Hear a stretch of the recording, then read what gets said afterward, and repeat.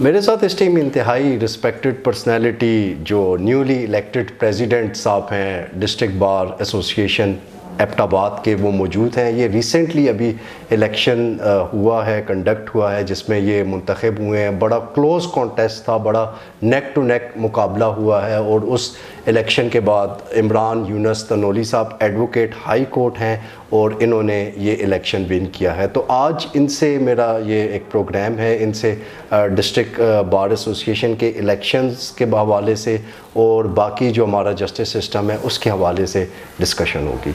Sir thank you so much for your time. Thank you जी मुतीब भाई, आपने time निकाला और आप आए। तो अक्सर आपके प्रोग्राम्स वगैरह में देखता रहता हूँ, आपका चैनल भी मैं देखता रहता हूँ। तो आप बड़े अच्छे सोशल इश्यूज़ पर प्रोग्राम करते हैं और लोगों के मसाइल जो हैं उनको हाईलाइट करते हैं। तो इस हवाले से आपके बड़े अच्छे प्रोग्राम्स होते हैं। Sir thank you so much.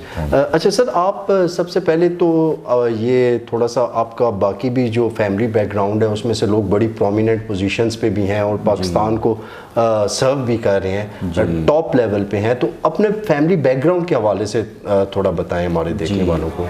हाँ जी, मेरा फैमिली बैकग्राउंड ये है कि मेरी तमाम फैमिली जो है वो तकरीबन तमाम फैमिली लीगल प्रोफेशन के साथ अटैच्ड है। मेरे वालिद साहब मोहम्मद यूनुस खान तनोली एबटाबाद के, बल्कि केपीके के बड़े अच्छे एक प्रोमिनेंट लॉयर थे। वो प्रेसिडेंट डिस्ट्रिक्ट बार भी रहे, फिर प्रेसिडेंट हाई कोर्ट बार भी रहे, मेंबर केपीके बार काउंसिल भी रहे, फिर वो 2 दफ़ा अपॉइंट हुए एडवोकेट जनरल केपीके। तो इसके अलावा मेरे बड़े भाई हैं, वो सेशन जज हैं, जुडिशल सर्विस में हैं। फिर मेरे चचा हैं, वो काफ़ी सीनियर मेंबर हैं हमारी डिस्ट्रिक्ट बार के, हाई कोर्ट बार के भी, और वो एडवोकेट हैं सुप्रीम कोर्ट ऑफ पाकिस्तान के। फिर मेरे ससुर हैं जस्टिस रिटायर्ड मियाँ शाकिरुल्लाह जान, तो वो पाकिस्तान के, वो अपना केपीके के चीफ जस्टिस भी रहे, फिर जस्टिस सुप्रीम कोर्ट भी रहे। तो मेरी तमाम फैमिली जो है वो इसी बड़ा गहरा ताल्लुक है आपका लीगल सिस्टम के साथ, न सिर्फ आपका बल्कि पूरी फैमिली का। बिल्कुल ठीक है। तो सर आपने ये election district bar association dBA, अगर मैं एब्रीवेशन में बोलूँगा, तो इसका इलेक्शन विन किया है। तो आप लोग, आपको जिन लोगों ने वोट किया उनकी कुछ एक्सपेक्टेशंस होंगी, आपका कोई मैनिफेस्टो होगा। तो क्या देखते हैं, आपका क्या विजन है आगे आने वाले दिनों में इन इलेक्शंस के बाद? सबसे पहले तो मैं अल्लाह ताला का शुक्र अदा करता हूँ कि अल्लाह ताला ने मुझे इस इलेक्शन में कामयाबी दी। और उसके बाद मैं अपने जुमला जो मेंबरान हैं डिस्ट्रिक्ट बार के, वो बिलखुसूस सीनियर लायर्स, फिर इसके अलावा ख़वातीन वकला, फिर जूनियर लायर्स, इन सब का मैं इंतहाई मशकूर हूँ कि उन्होंने मुझ पर एतमाद किया और मुझे जो है उन्होंने बतौर प्रेसिडेंट डिस्ट्रिक्ट बार इलेक्ट किया। तो मैं इस बार को अपना घर समझता हूँ।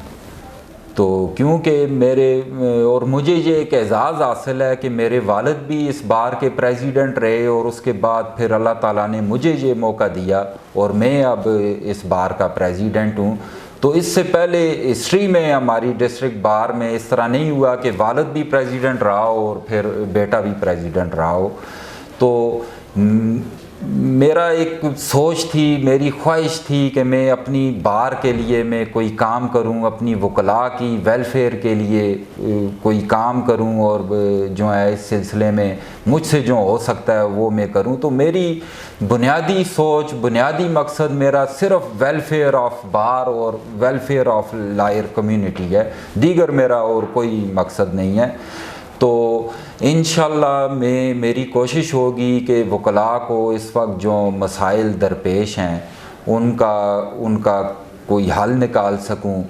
और इसमें जो वकालत का पेशा है या वकालत का शोबा है वो बड़ा अहम शोबा है, क्योंकि ये इंसाफ से रिलेटेड शोबा है। वकला जो पब्लिक है, लिटिगेंट्स हैं, इनको इंसाफ दिलाते हैं। तो जब वकला ख़ुद उनको मसाइल हों, उनको परेशानियाँ हों, तो वो उस तरह काम नहीं कर सकते जिस तरह उनको काम करना चाहिए। तो रिज़ल्टेंटली क्या होता है कि जो लोग इंसाफ के लिए आते हैं वो उनको उस तरह इंसाफ नहीं मिल सकता। तो लिहाजा ये इंतहाई अहम शोबा है तो इसमें मुख्तलिफ़ मसाइल हैं। इस वक्त हमारी बार को इस वक्त सबसे पहले जो देखा जाए तो वो जूनियर वकला हैं, उनके ऑफिसेस का प्रॉब्लम्स हैं। फिर इसी तरह वकला का जो है वो एक सोशल सिक्योरिटी नहीं है, वकला को इकनॉमिक मसाइल का सामना करना पड़ता है।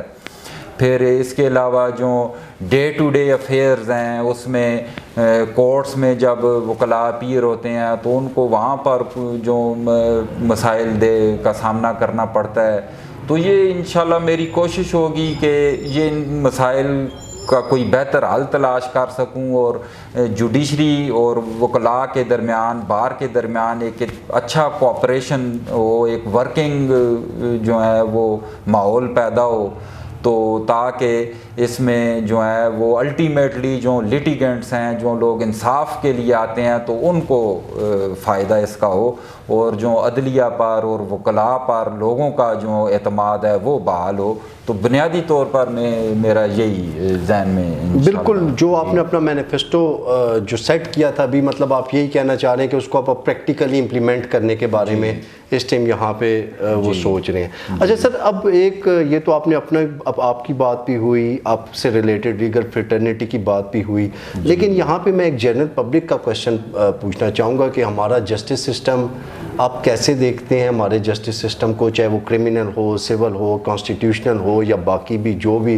रेलिवेंट हैं जी, क्या ऐसी चीज़ें हैं कि जो आप समझते हैं कि जिनकी वजह से हमारे जो जस्टिस सिस्टम है उस पर समटाइम्स तनकीद भी होती है, समटाइम्स ऑब्जेक्शंस भी होते हैं, तो आप ऐसे कौन से वो लूप होल्स देखते हैं जिन पे आप बात करना चाहेंगे और आप क्या समझते हैं उनको कैसे बेहतर किया जा सकता है?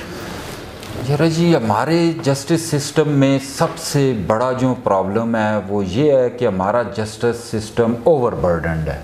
इस वक्त अदालतों में केसेस की भरमार है और जो है वो जहाँ पर एक जज को जो है वो अगर दिन में अगर उसको 10 केस डील करने चाहिए तो वो 50 केस डील कर रहा है। तो सबसे बड़ा हमारा प्रॉब्लम यही है और उसकी वजह ये है कि हमारे दीगर इदारे जो हैं वो सही तरह काम नहीं कर रहे। जो रेवेन्यू के इदारे हैं वो सही काम नहीं कर रहे, इसी तरह जो दीगर जो महकमे हैं वो चूँकि सही तरह फंक्शन नहीं कर रहे, तो वो सारा बर्डन जो है वो हमारी अदालतों पे आ रहा है। तो इसमें हमारी जो जजेज़ हैं वो काफ़ी कोशिश कर रहे हैं और अपनी सलाहियतों से बढ़ के काम कर रहे हैं और वकला भी जो हैं वो भी बड़ा इसमें कोऑपरेट कर रहे हैं कोर्ट्स के साथ, और वकला भी बड़े ओवरबर्डन्ड हैं। लेकिन इसके बावजूद जो है हम पूरी कोशिश कर रहे हैं। तो इस सिस्टम को बेहतर करने के लिए ज़रूरी है कि दीगर जो तमाम इदारे हैं वो भी अपना काम प्रॉपर तरीके से करें।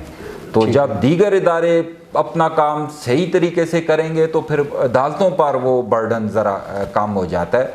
तो इसके अलावा जो हमारे लॉज हैं वो ज़रा पुराने हो गए हैं, तो उन लॉज को अप टू डेट होना चाहिए, उसमें अमेंडमेंट्स होनी चाहिए, हमारे प्रोसीजरल लॉज में अमेंडमेंट्स होनी चाहिए ताकि जो केसेस कोर्ट्स में फ़ाइल होते हैं तो वो एक्सपीडाइट हों। तो इसमें काफ़ी बेहतरी की गुंजाइश है। तो लिहाजा ये जस्टिस जो है वो उसी सूरत में वो अब प्रॉब्लम ये आ रहा है कि लोगों को इंसाफ बड़ा लेट मिलता है। वो कहते भी हैं justice delayed is justice denied. तो वो डिले इसी वजह से है कि वो हमारे जो प्रोसीजरल लॉज हैं उनमें अमेंडमेंट्स की जाएं, उनमें बेहतरी लाई जाए। फिर कोर्ट्स में चूँकि हमारे पास वसाइल की कमी भी है तो कोर्ट्स की फंक्शनिंग को बेहतर किया जाए, प्रोसेस सर्विंग एजेंसी जो है उसको बेहतर किया जाए।